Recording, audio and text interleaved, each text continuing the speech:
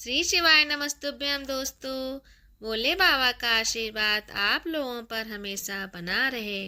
मेरे YouTube channel Mahakal की दीवानी पर आपका स्वागत है। मेरी दी हुई जानकारी अगर आप लोगों को अच्छी लगे तो प्लीज़ मेरे चैनल को सब्सक्राइब कीजिए, जिससे नई नई जानकारियाँ आप लोगों को मिलती रहें। राधे राधे दोस्तों, मैं आपको माघ मास महात्म अध्याय 8 की कथा सुनाने जा रही हूँ। यमदूत कहने लगा कि तुमने बड़ी सुंदर वार्ता पूछी है।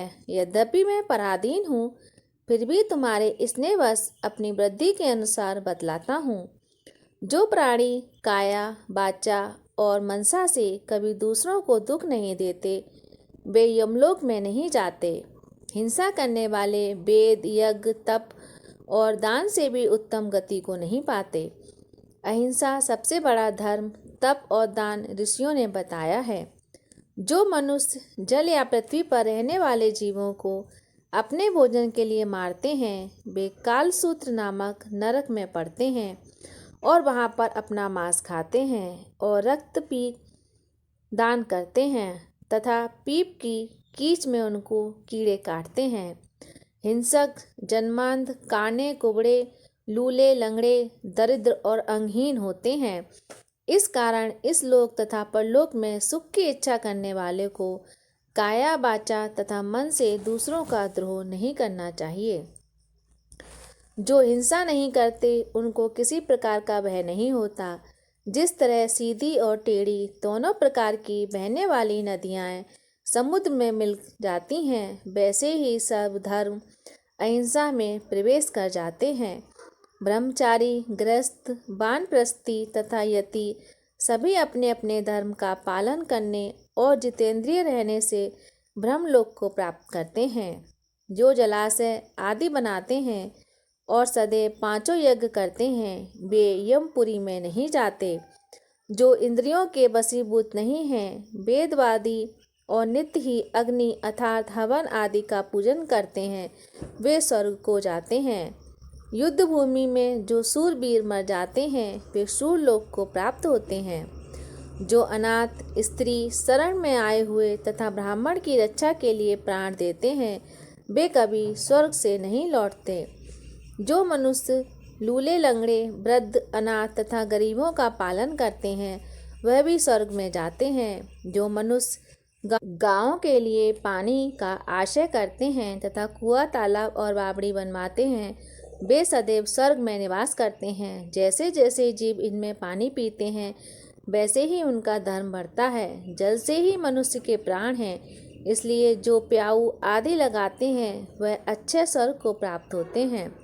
बड़े बड़े यज्ञ भी वह फल नहीं देते जो अधिक छाया वाले वृक्ष मार्ग में लगाने से देते हैं। जो मनुष्य वृक्षारोपण करता है, वह सदैव दानी और यज्ञ करने वाला होता है। जो अच्छे फल और अच्छी छाया वाले मार्ग के वृक्षों को काटता है, वह नरकगामी होता है। तुलसी का पौधा लगाने वाला सब पापों से छूट जाता है। जिस घर में तुलसी जीवन है, वह घर तीर्थ के समान है और उस घर में कभी यमदूत नहीं जाते। तुलसी की सुगंध से पितरों का चित्त आनंदित हो जाता है और वे विमान में बैठकर विष्णु लोक को जाते हैं। नर्मदा नदी का दर्शन, गंगा का स्नान और तुलसी दल का स्पर्श, यह सब बराबर बराबर फल देने वाले हैं। हर एक द्वासी को ब्रह्मा भी तुलसी का पूजन करते हैं। रत्न, सोना, फूल तथा मोती की माला के दान का इतना पुण्य नहीं मिलता जितना तुलसी के माला के दान का है। जो फल आम के 1000 और पीपल के 100 वृक्षों को लगाने से होता है, वह तुलसी के एक पौधे के लगाने से होता है। पुष्कर आदि तीर्थ, गंगा आदि नदी, वासुदेव आदि देवता सभी तुलसी में वास करते हैं। जो 1 बार, 2 बार या 3 बार रेवा नदी में उत्पन्न शिव मूर्ति की पूजा करता है, रत्न के पत्थर से अपने आप निकले हुए तीर्थ में, पर्वत या वन में रखी हुई शिव की मूर्ति की पूजा करता है और सदैव ओम नमः शिवाय मंत्र का जाप करता है, यमलोक की कथा भी नहीं सुनता, प्रसंग, सस्तुता, अभिमान से शिव पूजा के समान पापों को नष्ट करने वाला तथा कीर्ति देने वाला 3 लोक में कोई काम नहीं है। जो शिवालय स्थापित करते हैं वे शिवलोक में जाते हैं। ब्रह्मा विष्णु तथा शिव का मंदिर बनाकर मनुष्य वैकुंठवासी होता है। जो भगवान की पूजा के लिए फूलों का बाग लगाते हैं वे धन्य हैं।